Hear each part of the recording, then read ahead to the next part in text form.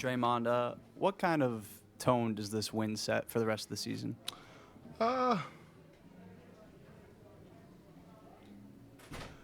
None.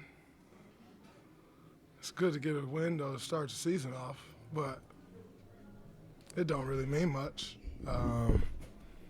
We got a lot of things we can improve up on, and we will. I think we left so many opportunities out there, especially in transition, offensively in the first half. In particular, the second quarter, we were wrecked. And so just we can correct some of that stuff. But it's good to get off to a good start. We kind of fighting upstream most of last year. You don't want to do that this year, so it's important to get off to a good start. So that's about it. But other than that, it's just one game. It seemed like you made it a point to kind of find Kuminga late at the free throw line. It was after his offensive rebound. Was that about that rebound, or was it maybe even about, his grander performance tonight? His performance was great. That rebound is what everyone in the world has been waiting to see. You got that athleticism.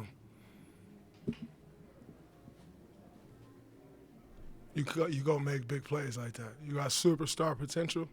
You go make big plays. Those are game-winning plays. What did we get? Two free throws out of that? Those are game-winning plays, and so, we all can ask for opportunity. When you ask for opportunity, you must deliver. And I think he's been very vocal about his opportunity, and he delivered. And so, when you see a guy that's willing to put their neck on the line and be vocal, and then they deliver, you also must reward them. Because if they don't, you tear them down. That's just naturally what happens. If you be vocal and you don't deliver, you get torn down. So when you're vocal and you go deliver the way he did all night, he was guarding Luca all night. And, Luca, he finished with 39, 40, something like that? 43. But it was like we didn't have to commit two guys. So you get 43, which I always tell these guys, you're not stopping a great scorer. That's just not the way this league is set up for you to stop great scorers. But you do make it tough on them. And I think all night he made it tough on him. His body on body all night. And so you live with the results. And over the course of 48 minutes, you just want to wear him down. And I think J.K. was all over him. But then, he stayed so patient offensively. It wasn't going well for him offensively early, and he just stayed patient. And as he stayed patient, the game just flipped in his direction, and so it was about the rebound, but the overall of what we've seen since the day he showed up to camp. The force he's playing with, the force he's running with, the force he's rebounding with, the passes he's making, the drop-off to Al was crazy. He couldn't make that play 2 years ago, and so he was incredible tonight, and I want to make sure he know that.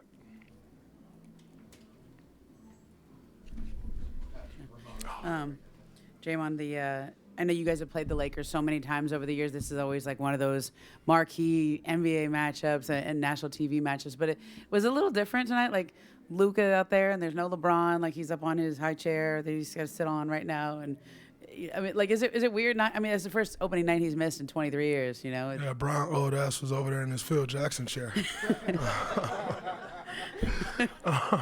No, it's always different when he's not out there. I think. Obviously, we've had battles with Luca as well. Luca is an incredible player, but Bron is Bron, and the battles that we've had over the years, you look forward to those, and so it's very odd.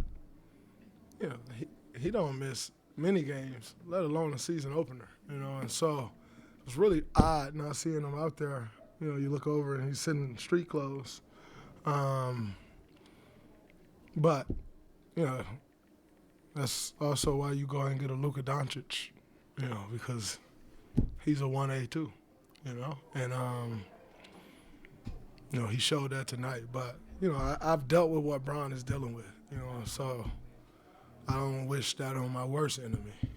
It's you've lived that all day, every day. You sit down and your leg and your glutes start jumping. You know, you just standing there talking to someone, you get pain shooting down your leg and cramps, and you know. So I've lived that. You know, wishing him a speedy recovery. You know, and the thing about it is, it's not like there's no real timetable. Like it's you just kind of got to go and see how far you can push it, and then see how much further you can push it. It's a crappy injury. So definitely wishing him a speedy recovery. I think young fella in Charlotte was dealing with it last. Like that thing is no Trey Man. That thing is no joke. So wishing him a speedy recovery. You know, we enjoy them battles against him, and we're all not sure how many of them we have left. So definitely want to embrace them and have the opportunity to have a few more of them for sure. Hey, Draymond, Jimmy's play speaks for itself, but what has he been like as a leader, whether it's the San Diego get-together, training camp practices? He's been a great leader since the day he showed up. You know, we all heard all the talk about him last year, and that's not the guy who showed up to San Francisco. The guy who showed up to San Francisco is the guy we saw tonight. Great leader, encouraging teammates, telling guys what he see and making corrections, selling our team down and getting us good shots. You know, I had one turnover. He came over to me like, yo, man, we just got to get the ball, get shots on goal. Don't turn the ball, get shots on goal. You know, it's just that leadership. And then he's just a constant reminder. Like, he don't let you sulk. He don't let you drop your shoulders. He's going to be right there. Like, nah, man, this is what we're doing. We're not doing that, you know. And so, you know, it's been amazing having him here.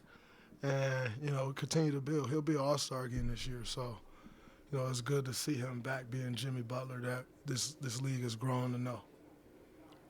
Hey, Dre. At least from the outside, there appeared to be a perception over whether you and Jimmy would get along personality-wise and whether you guys would, chemistry-wise, be good together. It seems like you guys have absolutely silenced all of those doubts. If anything, you know, Steve said it's two of the ultimate competitors there are in this league. What's it been like with you two, and why has this worked so well? It's worked so well because he can't beat me in dominoes. And he has the best Ron seller in the world, and I really like having rich friends. And he's one of my rich friends, so no. But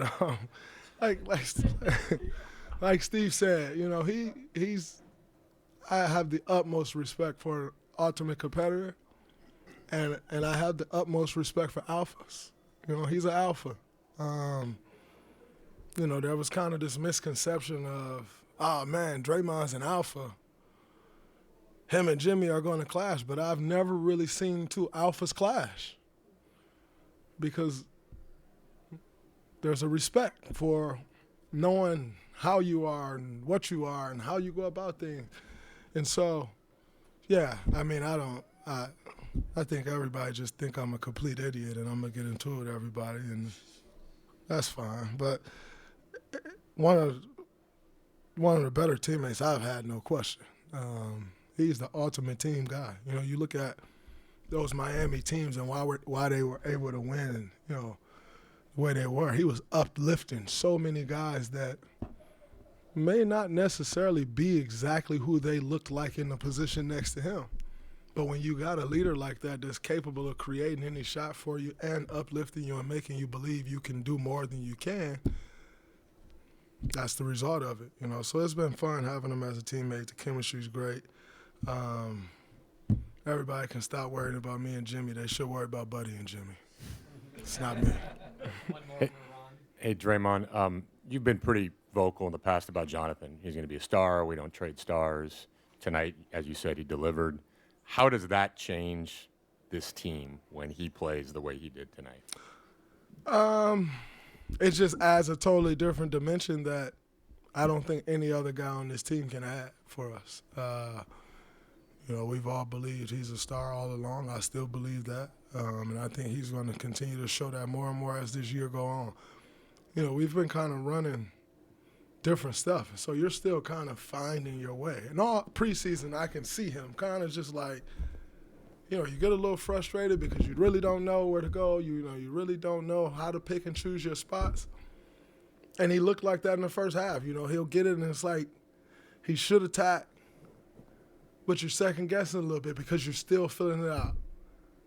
And then the second half, it just started going for him. Like it all fell into place, you know. And so he'll get better and better. You know, he'll get better. That group that we had out there to start the game hasn't played much at all. Jimmy had been out, you know, so it's going to take a little time to figure it out, you know, and figure the pieces out. But I think what you saw tonight is what you're going to see all year from JK. And it's only going to get better, like I said, because he'll get more familiar with where he should go, when he should go, when not to go.